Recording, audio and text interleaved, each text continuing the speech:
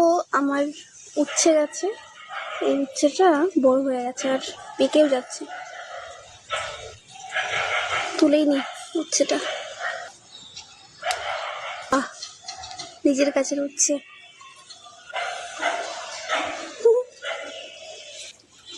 উচ্ছে হয়েছে ছোট ছোট। এই যে একটা, এই যে একটা, এই যে একটা কি গাছ বেরিয়েছে এখনো বুঝতে পারছি না কি গাছ। আর এটাও কি উচ্ছে গাছ সেটা বুঝতে পারছি না। আমার ড্রাগন গাছের মাথায় কি যে কোথায় গেল, মাথায় কি ফুল বেরোচ্ছে?